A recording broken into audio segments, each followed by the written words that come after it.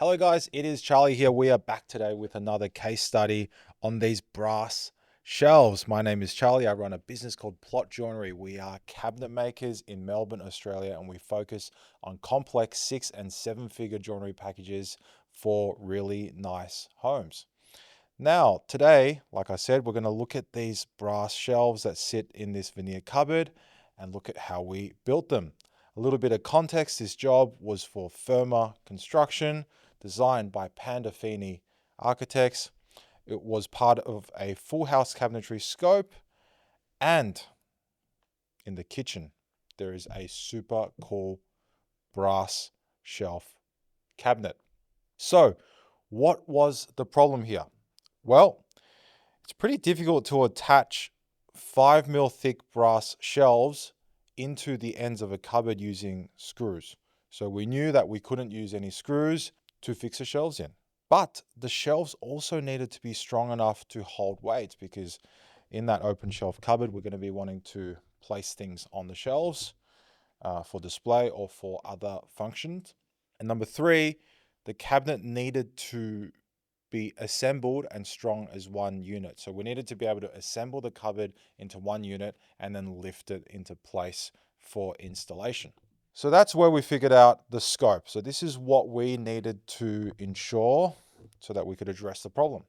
We needed to make sure that the unit can stand alone and be self-supporting. We needed to make sure that there was minimal flex in the shelves under load when there's things on them. And we needed to make sure that there were no visible fixings or adding any visible brackets and whatnot. Gosh, I wonder what the architect would have said if I said, can we just add some shelf brackets or something? Okay, so the approach here, what we did is we took our timber veneer ends and we did what we call dado joins. So we routed these grooves in there, these slots, and these shelves then sit into the slots. You can see the shelves were machined with these little tabs that sit down, and these tabs sit into the dado slots. Here's a little shop drawing extract here. And by the way, if you want this document so you can take a closer peek and zoom in or have a look at our shop drawing details, check out the description, because we're going to have a link for you to be able to download those files. Now, with this approach of the dado joins, what we get are two things. We add strength to the shelves because the shelves are slotted into the cabinet end, and we don't get any visible fixing. So no screws, because we can't have them anyway, and no brackets of the sort. You can see here, little fun fact, little Easter egg on the PDF you can download. Mark here is wearing gloves when working with these brass shelves because they are raw brass. So they haven't been waxed or clear coated or anything. So they will patina and they will leave marks of his fingerprints if he's not wearing gloves. The second thing that we did was the top and the bottom plate on the cabinet, which are also brass, we've screwed into the ends themselves. So we've taken the brass shelves and we've drilled a hole through them. Then we have countersunk the brass so that our screw heads can sit flush when we screw them in. 3, we've screwed them into the cabinet. And 4, you see, this might be the top or the bottom, that the shelves are screwed in. And that's essentially what's bracing the cupboard together so that it can stand by itself. These shelves, by the way, made by nice guys in Geelong, Penny Royal. Okay, so here is the shop drawing that we produced to show this cupboard. So at the top and the bottom, the cupboards are screwed in via the shelves at the top and the bottom here. Behind, you can't see on that drawing. And this is the shape of the shelves that you cut. You can see these little tabs that we've cut there, which slot into the dado grooves. And we sent these off as DXF files to the metal workers and subsequently their laser cutters so that we can get that done. That says aged brass there, which is wrong. So I'm guessing that was a design change somewhere in between. Okay, compromises. So the whole reason that the cabinet ends on this job, on this cabinet, are oak veneer, instead of brass is because that was changed as part of the value management process. So that was a decision made within that project team, which we then carried through.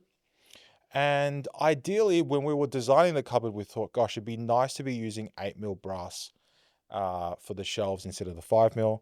But I believe at the time, the project team wanted to keep that slim 5mm look. And good thing we did, because surprisingly, the shelves are very strong, even at that 5mm thickness. And that leads us to the outcome. So what were we able to achieve? Firstly, we have a strong standalone cabinet that can stand by itself. You can see on the pictures in the factory. That way we can pre-assemble it and then install it as its own unit. That helps us meet our buildability standards. Secondly, we have strong shelves that can support plenty of weight, and that meets the functionality standards that we set in the scope. And number three, there are no visible fixings, which satisfies the architect's design intent.